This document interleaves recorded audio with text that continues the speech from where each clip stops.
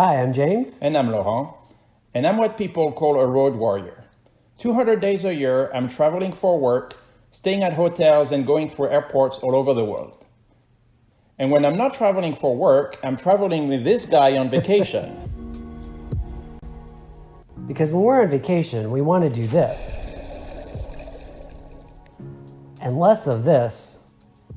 And certainly none of this. And by the way, this video is not sponsored by anybody. We're not trying to promote any products that we don't even use. This video is really about all the tips that we've developed over all our years of traveling. So let's go.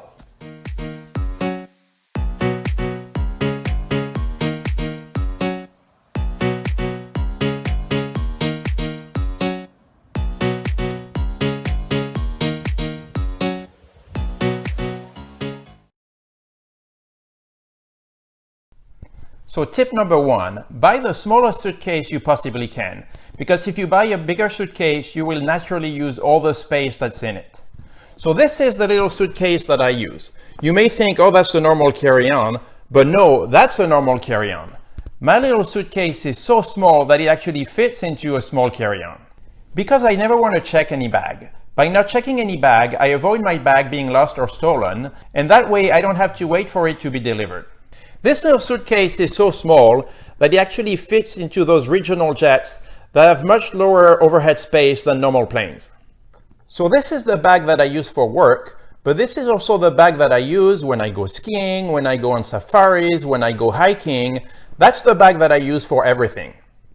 So tip number 2, minimize the number of outfits you bring when you travel. You don't need 7 outfits for 7 days of travel. In developing countries, hotels usually have a laundry service. In Western hotels, usually they have a laundry room, or you can find a laundromat. So the only thing you really need 7 of are 7 pairs of socks and 7 pairs of underwear. So tip number 3, don't try to be ready for every occasion. I know not being ready probably goes against everything you've always been told. I was a Boy Scout as well. But if you try to be ready for if it rains, if it snows, if it's going to be hot, if you want to go dancing, if you want to go to a fancy restaurant, there is no way your clothing is ever going to fit into your suitcase. Just try to be ready for 80% of the occasions, and the other 20% you're just going to wing it. You're on vacation. If you're going to go to a fancy event, this tie here is probably good enough. There is no place on earth where a tie like this is not going to be enough when you're on vacation.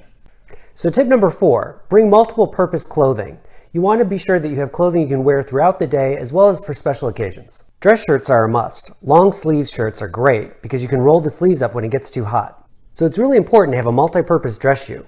You can wear this shoe to go hiking, you can wear it in the evening to go to a restaurant, you can even wear it to a gym. So another must-have is a long sleeve t-shirt. Oh, these are great because they don't take up much room in your suitcase, they're versatile, and they can keep you from the mosquitoes at night. Tip number 5, always check the weather forecast before you go.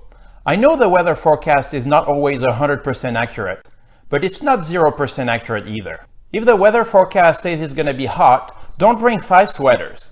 Just bring one just in case it's going to get cool at night, and that will be plenty. So tip number 6, take your bulkiest clothing with you. If you have a ski jacket, wear it with you on the plane because it's going to take up too much room in your bag. And you never know how hot or cold it's going to be on the plane, so it comes in handy. So if you're going on a hiking trip, be sure to wear your boots on the plane. You want to wear these on the plane because there isn't a lot of room for them in your suitcase. Tip number 7, minimize liquids and gels. Minimize the number of it and minimize the size of it. I'm doing this one because James has no business giving advice about minimizing liquids and gels. I only travel with a carry-on, so all my liquids and gels have to be able to go through airport security. I always carry with me a couple of bottles of shampoo. I take them at hotels where I stay. You mean you steal them?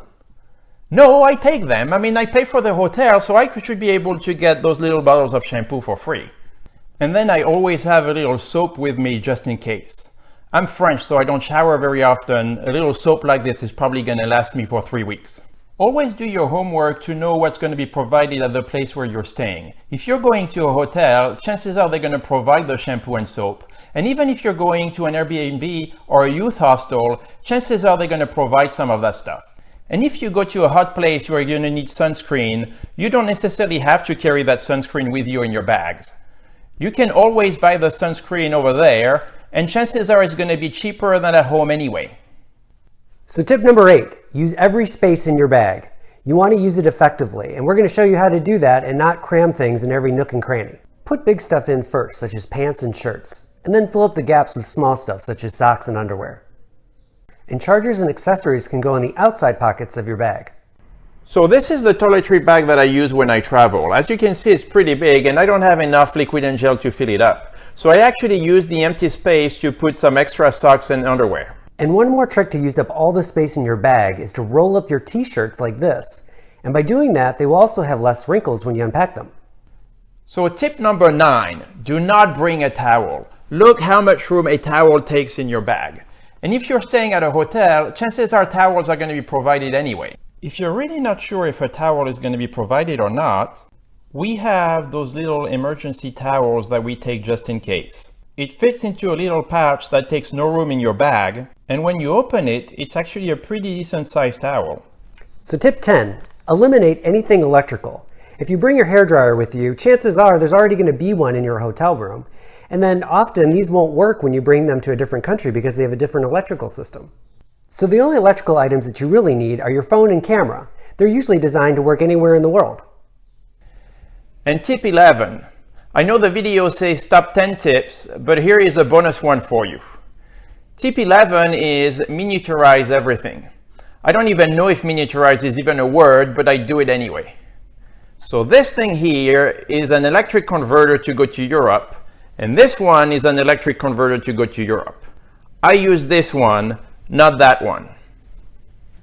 This thing here is a universal converter. It converts any plug to any other plug anywhere in the world. But unless you are on a mystery trip and you have no clue where you're going, just do your homework and just bring the one converter that works for the country where you're going, and that way you don't have to bring this one.